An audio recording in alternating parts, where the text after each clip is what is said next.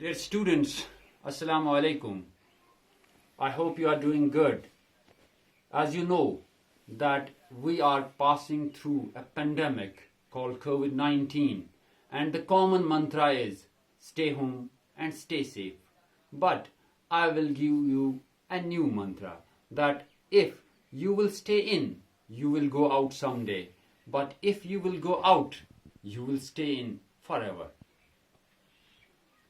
Today, we shall learn about some common mistakes which we are committing while putting English language in black and white. And these common errors are particularly associated with the subject-verb agreement and the use of tenses, particularly in present indefinite tense. As the name itself indicated, that the subject has a definite relationship with that of verb, and the subject should determine that which helping verb is to be used. We know that if the subject is in singular, then which helping verb should go on with that subject, and if the subject is in plural, which helping verb should go on. Apparently, it seems very easy, but while writing, we do not keep a note of these things and thus making our writings ugly. We must know that when the subject is singular, it takes a helping verb is, has, and was. And when the subject is plural, it takes are, have, and were. Remember a common formula that in case of a singular subject, all the helping verbs which are used end in f. That is ends in s, was ends in s, and have ends in f. And that's not the case with the plurals. Plural helping verbs are, have, and were. Let's quote some examples. Reena and Meena are friends. I hope you are ready with your notebooks and pen. Reena and Meena are friends. Why are? Because Reena and Meena, they are two humans, and that thus making it plural, that's why it will go on with a helping verb are. Kolkata and Chennai have a hot weather. What do you think? Is it a correct sentence? Well, keep on guessing. No guess is required. It is not a correct sentence because Kolkata and Chennai are two different cities, and when we are talking of two different cities, two means plural, it should go on with a plural helping verb, that is have. The correct sentence will be Kolkata and Chennai have a hot weather. In this case, I and my brother are going to school. I and my brother are going to school. That means I and my brother, two different persons. When I am talking of two persons, that means the auxiliary, the helping verb which is used is a plural auxiliary, is a plural helping verb, that is are. The boy is walking on this road. Is walking because the boy here, the subject is the subject is singular, so only one auxiliary, the auxiliary is applicable over here. In the same way, I dash dash already met your friends. Here is an exception. I is a singular, but it takes a plural helping verb, that is have. I have already met your friends. This is the only exception in this rule. That means we must remember that in singular subjects, that wherever we are using a singular subject, it goes on with is, has, and was. And in case of plural subjects, it goes on with are, have, and were. But I is the only exception. I goes on with a plural helping verb, that is have. This rule comes up with another very exceptional thing. For example, I'll quote one or two examples over here. These are quite tricky, and I hope, being the good students, you will try to learn them with all ears up. The examples are milk and egg dash dash in my breakfast. Although milk and egg, milk is a different thing and egg is a different thing. Two things, and it has been joined up with an and in between. These are the two things, but this is representing only a single entity. This is representing only a single entity. So we cannot use a plural over here. We have to use only a singular here. The singular helping verb here, that is. That is, milk and egg is in my breakfast. Now another tricky example. Bread and butter dash dash not the sole aim of education. Bread and butter dash dash not the sole aim of education. Another the same sentence but in a different way. Bread and butter dash dash obtained from the market. Two sentences carrying bread and butter at the start, but they will carry different auxiliaries. Bread and butter dash dash not the sole aim of education. Here bread and butter is a single entity, and that's why in this single entity we will use bread and butter is not the sole aim of education.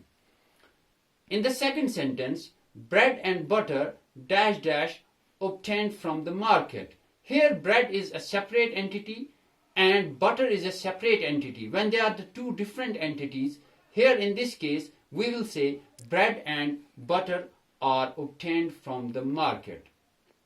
In the same way, coal and petroleum dash dash derived from the earth. Here coal is a separate entity and petroleum is a separate entity. So here we will say coal and petroleum are derived from the earth. I hope this is clear with subject-verb agreement. Moving on.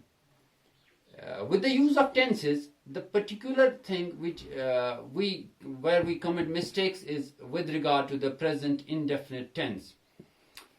We have learned that we use es and ies, rs with some verbs in third person, but till date we have never been asked, or we haven't you as students have never asked why it's necessary that s or es is added to a verb in the third person. We see there are three persons applicable as for the subject goes. First person is I and we. That means I and we, this is generally associated with the first person. Second person is you, and you is the only word which is associated with the second person. And in third person, all plurals and he, she, and it. All singular, sorry, and he, she, and it. Now we'll quote some examples. He goes to school. He goes to school. In the same way, she cooks food. And in the same way, it rains heavily.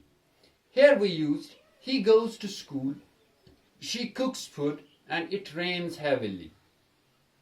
Now, we have never asked our teacher, why is it so? The common philosophical thing which is associated with it is that the gap between the verb and the first person will be minimum, because first person and the doer of the action, the gap between these two persons will be minimum, and in second person and the doer of the action, this will be more than from the first person, and in third person, that is the third person who is the third person, he, she, or it, the gap will be the larger one.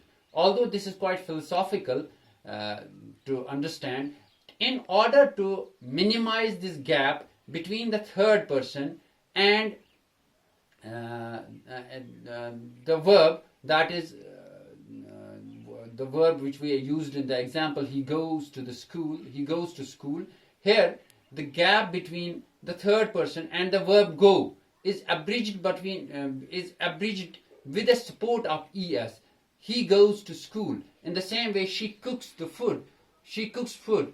Here the support of s is used. But as a general rule, you should remember that he, she, and it, and all singulars, they take s or es, or in some cases ies, as a supporting letters in the verbs. You can quote many an examples. The boy cracks the ball. The boy kicks the ball. Yeah, in the same way, the baby cries. Yeah, in the same way, the woman cooks the food. So many examples you can put in these sentences. Dear students, you must try to remember that English as a language has certain set of rules and regulations which you cannot deny, but it has some sort of exceptions as well. While I talk of singulars, as I just said, that in singulars it takes has, but I here is an only exception where you cannot use has with I. And in the same way, as I previously said, said some few minutes back, that I always takes have with it. And you is generally considered as plural, but is taken as in a singular way as well. You are playing well. You boys are making noise. So this is generally you is generally taken as plural. So you should try to remember it. Another very important thing is that this is another very important trick that you should always keep in mind, is that all body will take singular helping verb. Now what is body? For example, everybody, somebody, nobody, anybody. This will go on with is. For example, everybody is invited. Somebody is hurting me. Anybody is ready to listen to the teacher. And nobody is willing to go out of the house. So remember this technique once and for all, that for buddy, the words which are ending at buddy, you will use is. For example, everybody, somebody, anybody, and nobody. And in the same way, thing, the words which end in thing, something, nothing, anything, and everything, they all take is with it. Everything is ready for the teacher, and something is hurting this woman. And in the same way, anything is possible in this pandemic. Nothing is impossible. This is a very common dictum which we generally say, that nothing is impossible. And in the same way, the words which are ending in one, they will take is as a singular helping verb. As the name generally indicates, if one is particularly singular, so there is no Einstein's brain required to calculate this. For example, everyone is welcome.